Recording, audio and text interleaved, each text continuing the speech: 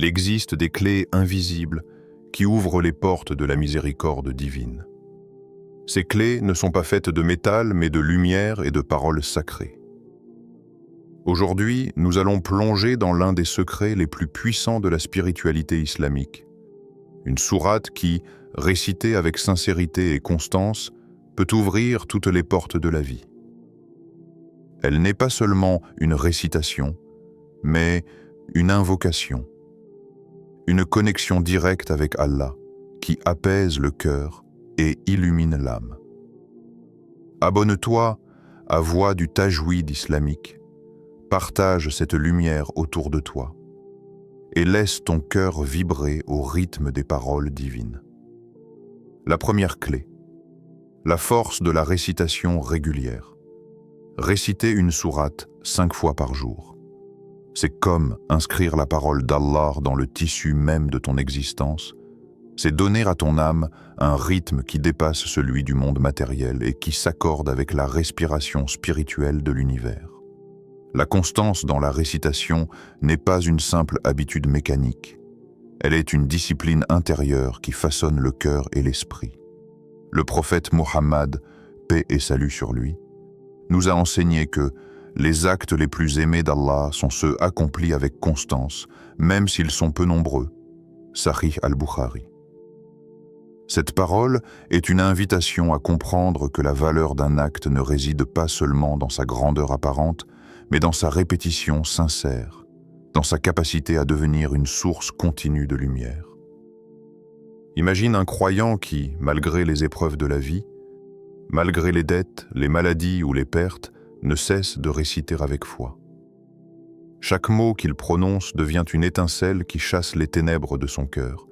Chaque verset qu'il répète devient une armure invisible qui le protège des doutes et des désespoirs.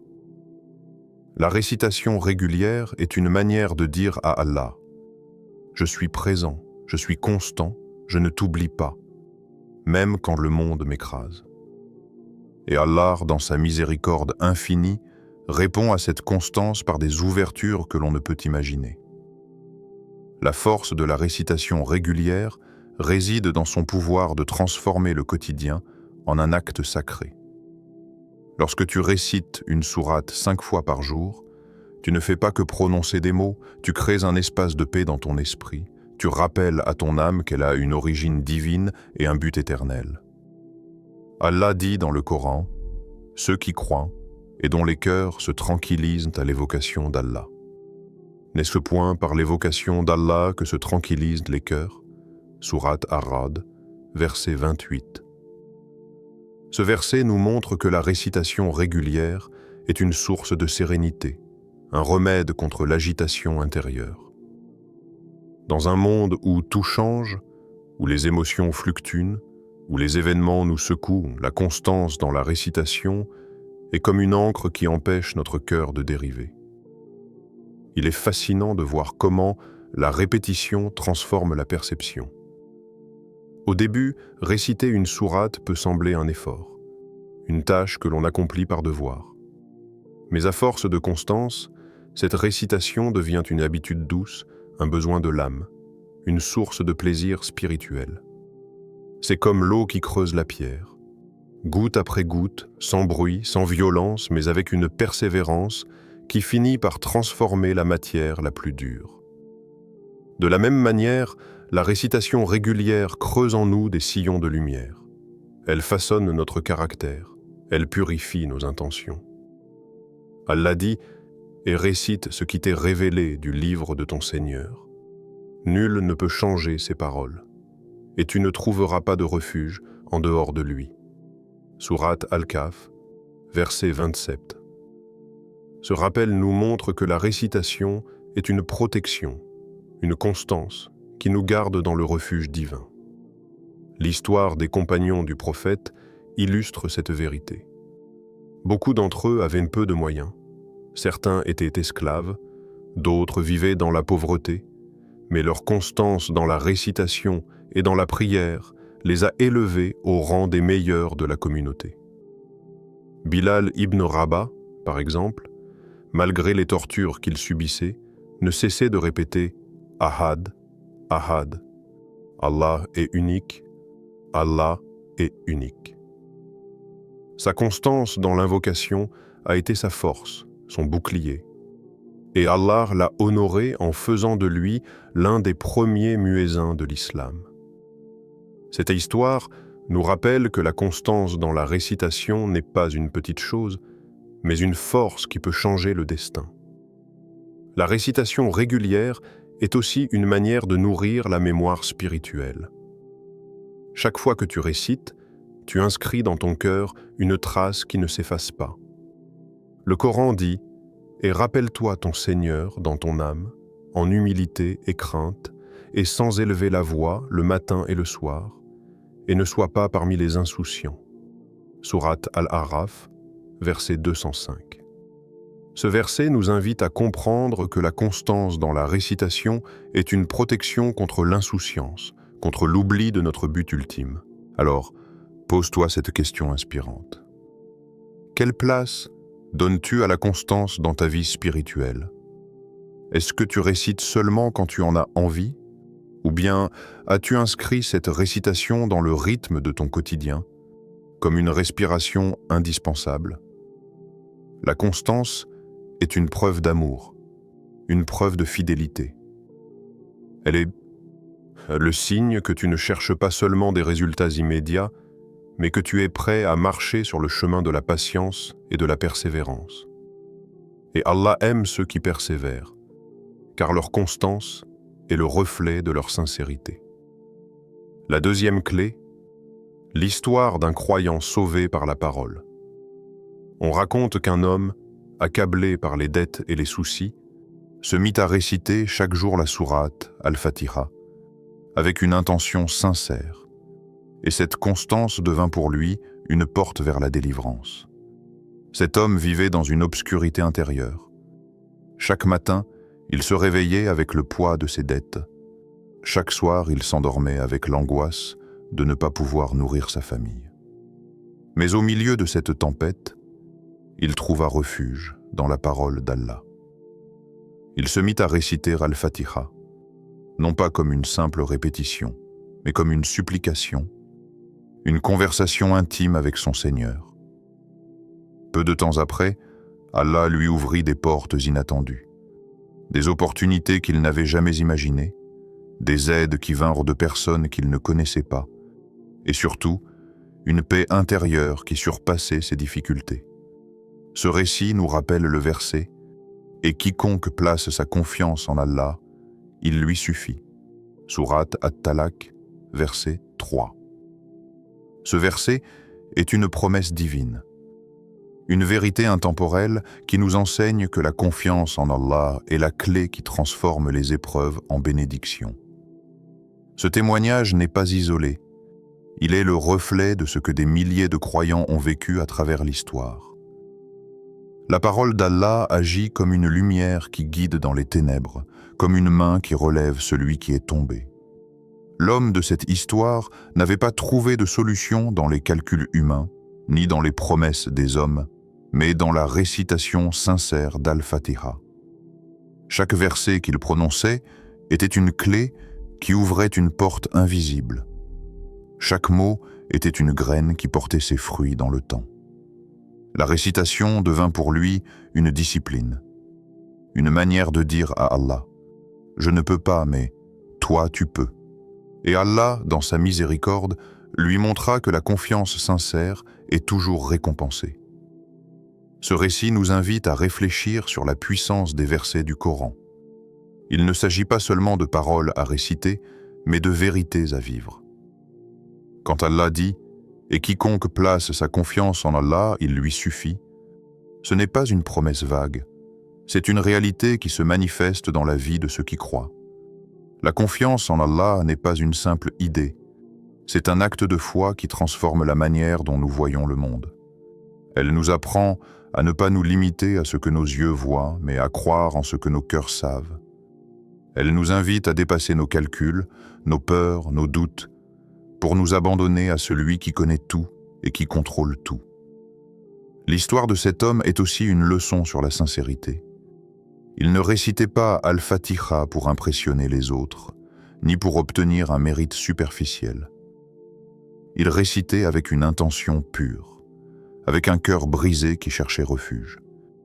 Et c'est cette sincérité qui a attiré la miséricorde divine. Allah dit « Allah ne change pas l'état d'un peuple tant qu'il ne change pas ce qui est en eux-mêmes. » Sourate Ar-Ra'd, verset 11. Ce verset nous montre que la transformation commence dans le cœur, dans l'intention, dans la sincérité. L'homme de cette histoire avait changé son attitude intérieure. Il avait choisi de se tourner vers Allah, et Allah avait changé son destin. Ce récit nous pousse à poser une question inspirante. As-tu déjà ressenti la puissance d'un verset qui change ta vision du monde? Peut-être as-tu déjà vécu un moment où un verset du Coran est venu comme une réponse à tes inquiétudes, comme une lumière dans ton obscurité. Peut-être as-tu déjà récité un verset qui a apaisé ton cœur, qui a transformé ta manière de voir tes épreuves. Le Coran n'est pas un livre figé, il est une parole vivante qui agit dans nos vies, qui nous parle dans nos moments de doute, qui nous guide dans nos choix. La force de cette histoire est qu'elle nous rappelle que la parole d'Allah est toujours accessible. Peu importe nos dettes, nos soucis, nos faiblesses, nous avons toujours la possibilité de réciter, de invoquer, de nous tourner vers Allah. Et cette récitation, si elle est sincère, devient une clé qui ouvre des portes que nous ne voyons pas. Elle devient une source de paix qui nous permet de traverser les tempêtes avec confiance. Elle devient une lumière qui nous montre que derrière chaque difficulté, il y a une sagesse. Derrière chaque épreuve, il y a une miséricorde. Ainsi, l'histoire de cet homme sauvé par la parole est une invitation à inscrire la récitation dans nos vies. Non pas comme une obligation mécanique, mais comme une source de vie, comme une respiration spirituelle. Elle nous rappelle que la confiance en Allah est la plus grande richesse et que la parole d'Allah est la plus grande arme contre les ténèbres. Elle nous invite à croire que chaque verset récité avec sincérité est une graine de lumière qui portera ses fruits, tôt ou tard, par la grâce d'Allah. La troisième clé, la sourate qui ouvre les portes. La sourate Al-Fatiha, appelée al-Kitab, la mère du livre, est bien plus qu'une ouverture du Coran. Elle est une ouverture des cœurs, une clé qui déverrouille les portes invisibles de la miséricorde divine. Récitée 5 fois par jour avec méditation, elle devient une invocation qui relie directement le serviteur à son Seigneur. Une conversation intime où chaque mot est une confession, une demande, une louange. Allah dit « C'est toi que nous adorons, et c'est toi dont nous implorons le secours. » Sourate Al-Fatiha, verset 5. Ce verset est le cœur battant de la sourate, une déclaration d'amour et de dépendance totale envers Allah. Quand tu récites Al-Fatiha, tu n'es pas simplement en train de lire. Tu dialogues avec ton Créateur, tu reconnais ton besoin de lui, tu affirmes que ton existence n'a de sens qu'à travers son aide et sa guidance. Al-Fatiha est appelée la mère du livre parce qu'elle contient en elle l'essence de toute la révélation. Elle est composée de 7 versets qui résument la relation entre l'homme et son Seigneur. La louange, la miséricorde, la souveraineté, l'adoration, la demande d'aide, la guidance et la distinction entre la voie des bien guidés et celle des égarés. Chaque récitation est une immersion dans cette relation. Chaque répétition est une réaffirmation de notre dépendance. Le prophète Muhammad, paix et salut sur lui, a dit « Il n'y a pas de prière sans la récitation d'Al-Fatiha. » Sahih Muslim. Cela montre que cette sourate est la porte d'entrée de toute prière, le passage obligé pour entrer dans la présence divine. Imagine un croyant qui récite Al-Fatiha avec lenteur, en méditant chaque mot. Lorsqu'il dit « Louange à Allah, Seigneur de l'univers », verset 2, il se rappelle que tout ce qu'il possède vient de lui. Lorsqu'il dit « Le tout miséricordieux », le très miséricordieux, verset 3, Il se rappelle que même ses fautes sont enveloppées de la miséricorde divine. Lorsqu'il dit « Maître du jour de la rétribution » verset 4, il se rappelle que ses actes ont un poids éternel. Et lorsqu'il dit « C'est toi que nous adorons et c'est toi dont nous implorons le secours » verset 5, il se rappelle que sa force ne vient pas de lui, mais de celui qui est au-dessus de tout. Cette méditation transforme la récitation en dialogue. Elle fait de chaque mot une clé qui ouvre une porte vers une compréhension plus profonde. La sourate Al-Fatiha est aussi une invocation. Elle contient une demande claire. « Guide-nous dans le droit chemin » verset 6. Cette demande est répétée chaque jour, 5 fois, comme une supplication constante. Elle nous rappelle que nous ne pouvons pas marcher seuls, que nous avons besoin de la guidance divine à chaque instant. Allah dit dans un autre verset « Et quiconque Allah guide, nul ne peut l'égarer » Sourate Az-Zumar, verset 37. La récitation régulière d'Al-Fatiha est donc une manière de demander cette guidance, de s'assurer que nos pas ne s'égarent pas dans les illusions du monde. L'histoire des compagnons du prophète illustre la puissance de cette sourate. Certains d'entre eux l'utilisaient comme une guérison spirituelle et physique. On rapporte qu'un compagnon récita Al-Fatiha sur un malade, et celui-ci fut guéri par la permission d'Allah. Le prophète confirma que cette sourate pouvait être utilisée comme ruqya, invocation de guérison. Cela montre que la sourate n'est pas seulement une ouverture des portes spirituelles, mais aussi des portes de la guérison et du soulagement. Quand tu récites Al-Fatiha, sens-tu que tu dialogues avec Allah? Cette question est essentielle, car elle nous invite à dépasser la récitation mécanique pour entrer dans la récitation consciente. Le Coran dit « Ne médite-t-il donc pas sur le Coran » Sourate An-Nisa, verset 82. La méditation est ce qui transforme la récitation en dialogue, ce qui fait de chaque mot une réponse à nos besoins intérieurs. Lorsque tu récites Al-Fatiha avec conscience, tu sens que tu n'es pas seul, que tu es en train de parler à celui qui t'a créé, à celui qui connaît tes secrets, à celui qui peut changer ton destin. La sourate Al-Fatiha ouvre les portes parce qu'elle est une clé universelle. Elle ouvre les portes de la prière, les portes de la guidance, les portes de la guérison, les portes de la miséricorde. Elle est une sourate que tout musulman connaît, mais que peu méditent réellement. Pourtant, chaque récitation est une opportunité de dialogue. Chaque répétition est une chance de se rapprocher d'Allah.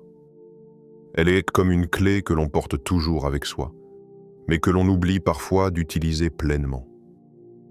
Ainsi, la troisième clé est de comprendre que la sourate Al-Fatiha est celle qui ouvre toutes les portes. Elle n'est pas seulement une obligation dans la prière, elle est une invitation à entrer dans une relation vivante avec Allah. Elle est une preuve que la parole divine n'est pas figée, mais qu'elle agit dans nos vies, qu'elle répond à nos besoins, qu'elle nous guide dans nos choix. Et chaque fois que tu récites Al-Fatiha avec sincérité, tu ouvres une porte vers une nouvelle lumière, une nouvelle compréhension, une nouvelle proximité avec ton Seigneur. La quatrième clé, les portes de la guidance. La récitation ouvre non seulement les portes matérielles, mais surtout celles de la guidance spirituelle, car elle agit comme une lumière qui éclaire les chemins obscurs de l'existence et révèle les directions que l'âme doit emprunter. Allah dit « Et quiconque Allah guide, nul ne peut l'égarer » Sourate Az-Zumar, verset 37. Ce verset est une promesse divine qui nous rappelle que la véritable guidance ne vient ni des calculs humains, ni des illusions du monde, mais de la main d'Allah qui dirige les cœurs vers la vérité. L'histoire d'un jeune homme illustre cette réalité. Perdu dans ses choix, incapable de discerner ce qui était bon pour lui, il se mit à réciter Al-Fatiha chaque matin avec sincérité. Peu à peu, Ses décisions devinrent claires, ses doutes s'effacèrent, et il trouva la paix intérieure. Ce n'était pas une magie instantanée, mais une transformation progressive, comme une brise qui chasse doucement les nuages pour laisser apparaître le soleil. La récitation régulière avait ouvert pour lui les portes de la sagesse, car Allah avait guidé son cœur vers ce qui était juste. La guidance spirituelle est l'un des plus grands dons qu'Allah peut accorder à son serviteur. Elle est plus précieuse que les richesses matérielles, plus essentielle que les succès visibles, car elle détermine la direction de toute une vie. Sans guidance, l'homme peut posséder le monde entier mais rester perdu, incapable de trouver la paix. Avec guidance, même dans la pauvreté ou l'épreuve, il marche avec assurance, car il sait que son chemin est éclairé par la lumière divine. Le Coran dit « Allah est le protecteur de ceux qui croient. Il les fait sortir des ténèbres vers la lumière. » Sourate Al-Baqarah, verset 257. Ce verset nous montre que la guidance est une délivrance, une sortie des ténèbres de l'ignorance, des illusions et des désirs trompeurs, vers la lumière de la vérité et de la sérénité. La récitation d'Al-Fatiha est une demande explicite de guidance. Lorsque nous disons « Guide-nous dans le droit chemin », sourate Al-Fatiha, verset 6, nous exprimons notre besoin constant d'être dirigés vers ce qui plaît à Allah. Cette demande est répétée chaque jour, 5 fois, comme une supplication qui ne cesse jamais. Elle nous rappelle que nous ne pouvons pas marcher seuls, que nos propres forces et nos propres raisonnements sont limités et que nous avons besoin de la guidance divine à chaque instant. C'est pourquoi la récitation régulière est une clé. Elle ouvre les portes de la guidance, elle attire la lumière divine dans nos vies, elle nous protège des chemins de l'égarement. L'histoire du jeune homme qui trouva la paix en récitant Al-Fatiha est une illustration vivante de cette vérité. Il était perdu dans ses choix, peut-être dans ses études, ses relations ou ses projets, et chaque décision semblait lourde et confuse. Mais en récitant Al-Fatiha chaque matin, il plaça sa confiance en Allah, et Allah guida son cœur. Ses décisions devinrent claires, car elles n'étaient plus basées sur ses désirs ou ses peurs, mais sur la lumière de la guidance divine. Ce récit nous rappelle que la guidance n'est pas seulement une idée abstraite, mais une réalité vécue par ceux qui se tournent sincèrement vers Allah. La guidance spirituelle est aussi une protection contre l'égarement. Le monde est rempli de distractions, de tentations, de chemins qui semblent beaux mais qui mènent à la perdition. Sans guidance, il est facile de se laisser séduire par ces illusions.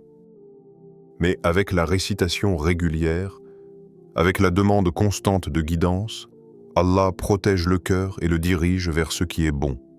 Le Coran dit « Et quiconque Allah égare, nul ne peut le guider. » Sourate Al-A'raf, verset 186. Ce verset nous montre que la guidance est un don précieux, qu'il faut demander avec humilité et constance, car sans elle, l'homme s'est perdu. La question inspirante qui se pose est « Quelle porte spirituelle espères-tu voir s'ouvrir dans ta vie ?» Peut-être espères-tu la porte de la sérénité pour apaiser ton cœur dans les moments de doute. Peut-être espères-tu la porte de la sagesse pour prendre des décisions éclairées. Peut-être espères-tu la porte de la proximité avec Allah pour sentir sa présence dans chaque instant de ta vie. Quelle que soit la porte que tu espères, sache que la récitation régulière est une clé qui peut l'ouvrir, car elle attire la guidance divine, elle transforme ton cœur, elle éclaire ton chemin. Ainsi, la 4e clé est de comprendre que la récitation ouvre les portes de la guidance spirituelle. Elle n'est pas seulement une habitude, elle est une demande constante, une supplication qui relie le serviteur à son Seigneur. Elle est une lumière qui éclaire les choix, une protection contre l'égarement, une source de paix intérieure. Et chaque fois que tu récites Al-Fatiha avec sincérité, tu ouvres une porte vers une nouvelle compréhension, une nouvelle sagesse, une nouvelle proximité avec Allah. La cinquième clé, la promesse de la miséricorde. La récitation répétée est une preuve d'amour envers Allah, une déclaration silencieuse mais puissante qui dit « Seigneur, je ne t'oublie pas, je t'appelle encore et encore, car mon cœur a besoin de toi. » Chaque fois que le croyant prononce les paroles et sacrées, il inscrit son amour dans le rythme de sa vie. Et cet amour attire la miséricorde et la protection divine. Allah dit « Invoquez-moi, je vous répondrai. » Sourate Ghafir, verset 60. Ce verset est une promesse qui dépasse le temps et l'espace. Une certitude que chaque voix, même faible, même tremblante, peut atteindre le ciel et recevoir une réponse. La récitation répétée n'est pas une simple répétition mécanique. Elle est scripte. Elle est une preuve de fidélité, une preuve que le serviteur ne cesse de se tourner vers son Seigneur, même quand le monde l'écrase. Chaque récitation est une demande, chaque mot est une clé, et chaque clé ouvre une porte vers la paix intérieure. La promesse de la miséricorde est ce qui donne à la récitation sa force. Quand tu répètes les paroles d'Allah, tu ne fais pas que prononcer des sons, tu déclenches une pluie de miséricorde qui descend sur ton cœur. Le Coran dit « 10. Ô mes serviteurs qui avez commis des excès à votre propre détriment, ne désespérez pas de la miséricorde d'Allah. Certes, Allah pardonne tous les péchés. » Sourate Az-Zumar, verset 53.